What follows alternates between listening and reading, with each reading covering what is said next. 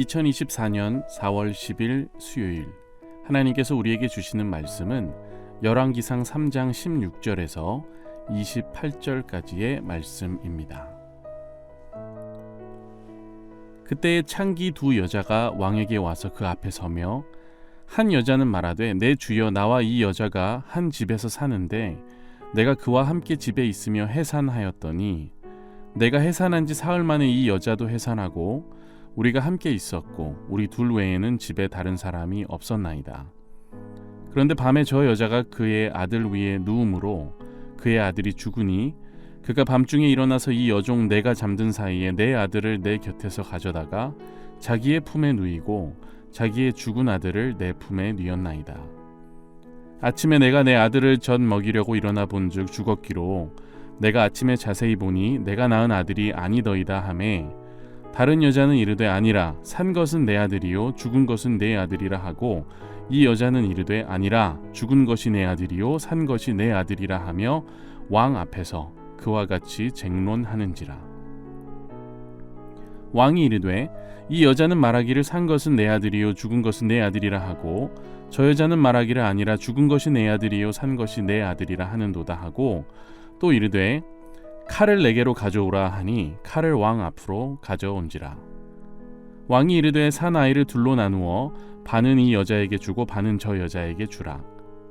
그 산 아들의 어머니 되는 여자가 그 아들을 위하여 마음이 불붙는 것 같아서 왕께 아뢰어 청하건대 내 주여 산 아이를 그에게 주시고 아무쪼록 죽이지 마옵소서 하되 다른 여자는 말하기를 내 것도 되게 말고 네 것도 되게 말고 나누게 하라 하는지라. 왕이 대답하여 이르되 산 아이를 저 여자에게 주고 결코 죽이지 말라 저가 그의 어머니이니라 하매 온 이스라엘이 왕이 심리하여 판결함을 듣고 왕을 두려워하였으니 이는 하나님의 지혜가 그의 속에 있어 판결함을 봄이더라. 왜 이 사건이 솔로몬 왕에게까지 도달했을까 하는 생각을 해봅니다. 솔로몬은 왕이잖아요. 그리고 왕국에는 왕이 꼭 재판을 하지 않아도 재판을 할 수 있는 하위 재판관들이 많이 있었을 겁니다. 그런데 왜 굳이 솔로몬이 하는 생각을 하게 되죠? 크게 두 가지 정도의 이유가 있었을 거라고 추측해 봅니다. 첫째, 그만큼 어려운 케이스였던 겁니다.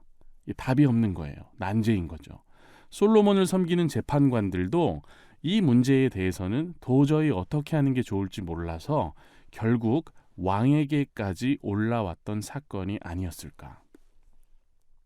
또 한 가지 이유는 학자들은 이 사건이 비교적 솔로몬 왕의 초기 시절에 벌어졌을 거라고 추측하는데 그러다 보니 고위 관료들이 솔로몬을 테스트해보고 싶지 않았을까요? 이 사람이 정말 왕의 자질이 있는지 보고 싶었을지도 모릅니다. 아버지 다윗의 용맹스러움이 없다면 적어도 이 나라를 이끌어갈 수 있는 지혜는 있어야 하는 거 아닌가. 그러니까 일종의 신고식 같은 개념도 좀 들어가 있는 것 같이 보입니다. 결국 최고 재판관인 왕에게까지 올라온 이 어려운 사건으로 인해 솔로몬은 일종의 시험대 위에 서게 된 거죠. 만일 그가 이 사건을 잘 해결하지 못하면 그는 신정 왕국의 통치자로서 그 지혜와 자질을 의심받을 수도 있는 그런 상황이었습니다. 하지만 우리가 잘 알듯이 바로 이런 때를 위해 솔로몬은 하나님께 백성을 재판하여 선악을 분별케 할 수 있는 지혜로운 마음을 구했죠. 그리고 하나님께서는 그에게 친히 응답해 주시면서 송사를 듣고 분별할 수 있도록 지혜롭고 총명한 마음을 주셨다고 성경에 나와 있습니다. 그러니까 솔로몬은 하나님의 지혜로 충만하여 이 케이스를 잘 해결할 준비가 돼 있었던 거예요. 솔로몬 당시에도 그렇고 오늘날에도 변함없는 사실이 있다면 이 세상에서 바른 재판을 내리려면 반드시 충족시켜야 하는 조건이 있다는 겁니다. 뭡니까? 바로 물증이 확실해야 한다는 거죠. 눈으로 확인할 수 있는 외적 증거가 있어야 판결이 가능한 거예요. 근데 지금 솔로몬 앞에 온 이 사건은 물증이 없습니다. 보세요. 두 여자가 한 나마를 두고 서로 자신의 아들이라고 하는데 이걸 확실하게 증명할 방법이 없는 겁니다. 오늘날 같이 출생을 증명할 수 있는 문서나 CCTV 동영상 같은 게 없고요. 증인이 될 만한 주변 인물들도 지금 없는 상황입니다. 근데 아무도 이 일에 대해 말할 수 없는 그 분위기에서 이제 모든 사람들이 왕에게 고개를 돌리는 거예요. 왜요? 왕의 주된 업무는 백성을 돌아보고 바른 판결을 내리는 것이기 때문에. 세상은 물증을 토대로 판결합니다.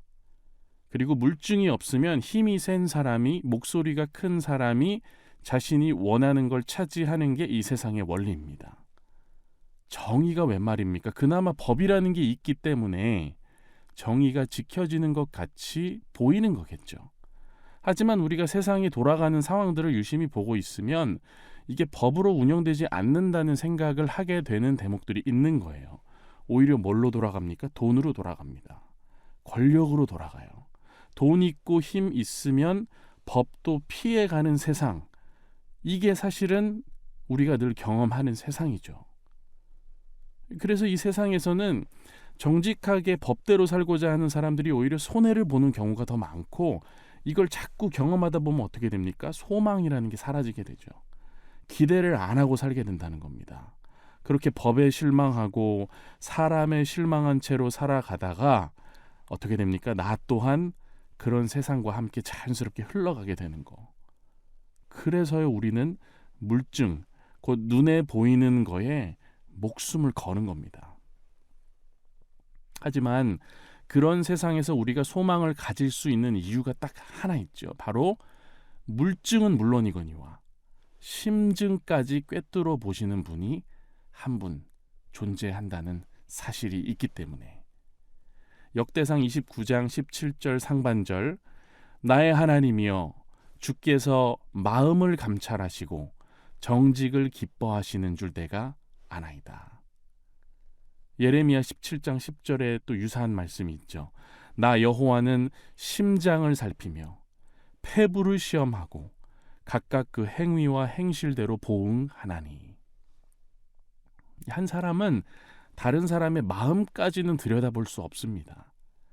하지만 하나님은 인간의 깊은 속내까지 꿰뚫어 보시며 그것을 살피신다는 말씀들이 성경 이곳저곳 나옵니다. 마음, 심장, 폐부, 이런 단어들은요, 인간의 성품과 인격을 나타내는 내면적 요소들을 총망라할 때 쓰이는 단어들이죠. 곧 인간에게는 숨겨진 게 있을지라도 하나님 앞에서는 모든 게 공개된다는 겁니다. 그래서 하나님을 믿는 자들에게는 소망이 있는 거예요. 비록 지금 내 눈에는 물증이 없을지라도, 비록 내 눈에는 지금 보이지 않을지라도, 비록 지금은 내가 억울한 상황에 놓였고 어찌할 바를 모르겠지만, 그럼에도 불구하고 우리가 의지할 곳이 있다는 것. 왜 그렇습니까? 하나님 아버지께서는 겉으로 드러나는 것과 드러나지 않는 모든 것까지 다 보고 계시기 때문에. 그리고 오늘 본문에 나오는 그런 하나님의 지혜를 가졌던 솔로몬이라는 위대한 왕은 바로 그 지혜로 이 재판을 진행합니다.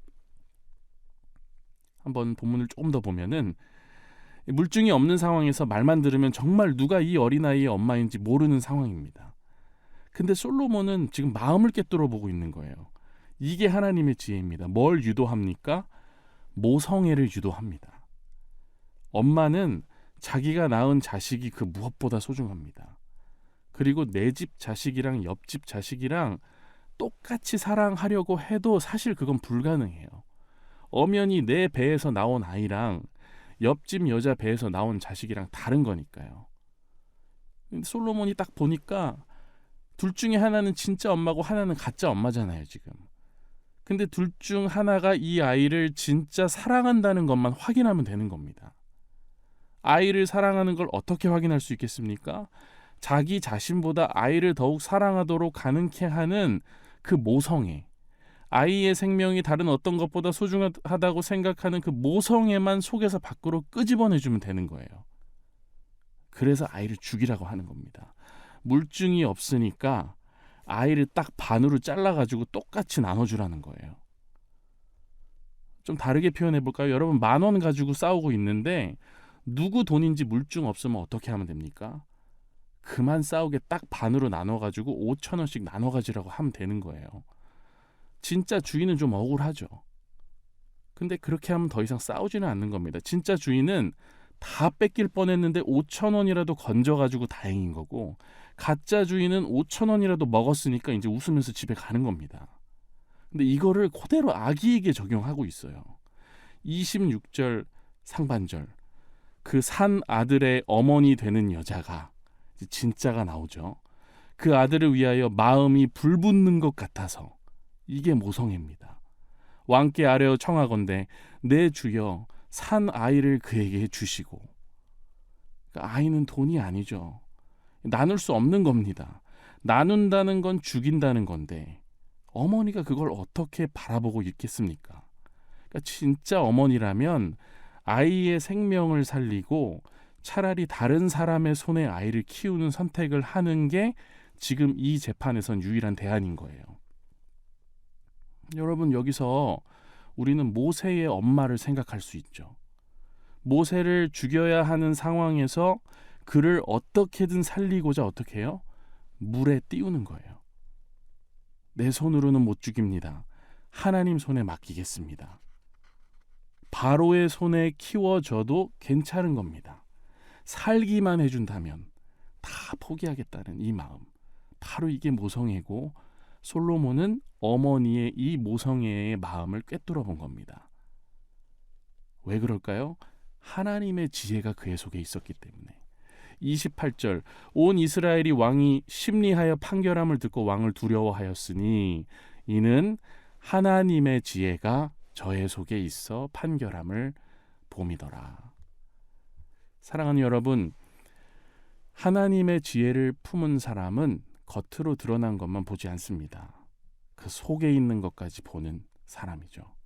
솔로몬같이 지혜로운 사람은 이 세상에 또 없을 겁니다. 하지만 하나님은 매달리는 자녀, 붙드는 자녀, 기도하는 자녀, 구하는 자녀, 간절한 자녀에게 하나님의 지혜를 허락하시어 분별하게 하는 분이시기에 오늘 우리에게는 소망이 있는 줄 믿습니다. 보이는 것으로만 판단하고 법보다 더 힘센 것들이 난무하는 이 세상 가운데 우리가 주님의 자녀들로서 바로 서서 바로 분별하고 바로 꿰뚫어 볼 수 있는 힘은 오직 하나님의 지혜에 있습니다. 오늘 기도하실 때 하나님께서 우리 각 사람에게 꼭 필요한 분량의 지혜를 허락하실 줄 믿습니다. 함께 기도하겠습니다. 사랑의 하나님 아버지, 아버지의 지혜를 가진 자로 이 세상을 살아가도록 우리를 인도하여 주옵소서. 세상 사람들이 바라보는 시선 똑같이 갖고 살아가는 우리가 아니라 보이지 않는 부분까지도 헤아리고 꿰뚫어 볼 수 있는 안목을 우리에게 허락하시어 우리가 잘 분별하며 하루하루 살아가도록 인도하여 주옵소서. 주님, 주님의 몸된 교회들이 오늘날 점점 더 눈에 보이는 것만을 따라가려고 합니다. 겉만 번지르르 하고 내실을 다지지 않는 교회가 너무나도 많습니다. 보이는 부분만 신경 쓰고 실제로는 성도를 양육하거나 말씀으로 훈련하지 않는 모습이 너무나도 많습니다. 이벤트와 프로그램에는 능하나 성도 하나를 소중히 여기고 주 안에서 잘 성장할 수 있도록 돕는 일에는 무능한 교회가 너무나도 많습니다. 우리 연동교회가 그 반열에 들어서지 않도록 주님의 보이지 않는 손으로 우리를 인도해 주시고 무엇보다 하나님의 지혜가 살아 숨쉬는 교회 되게 하옵소서. 이를 위해 연동교회에 세우신 주님의 종 위임 목사님을 늘 붙들어 주시고 그 영육을 강건케 하시며 세워주신 리더십에 하나님의 지혜를 늘 충만하게 더해 주시길 기도합니다. 또한 함께 동역하는 부교역자분들과 교회의 리더십들, 재직분들, 직원분들 또한 한 마음 한 뜻으로 맡겨주신 사역을 잘 감당하도록 인도하여 주옵소서. 그리고 주님, 우리의 이웃들을 위해 기도합니다. 전쟁과 재난 가운데 부르짖는 심령들을 직접 찾아가 주옵소서. 또한 우리의 가까운 형제 자매들인 북녘 땅의 지체들, 그 마음을 감찰하사 불쌍히 여겨주시고 독재의 교만과 어리석음이 하나님의 지혜 앞에 무릎 꿇는 그날을 우리가 목격하게 하옵소서. 더불어 오늘도 세계 곳곳에서 복음 사역을 감당하고 있는 선교사님들께 일용할 양식과 신령한 복을 허락해 주시고 예수 그리스도 그 기쁜 소식을 전하는 곳마다 성령의 역사가 드러나게 하옵소서. 감사드리며 우리 주 예수 그리스도의 이름으로 간절히 기도합니다. 아멘.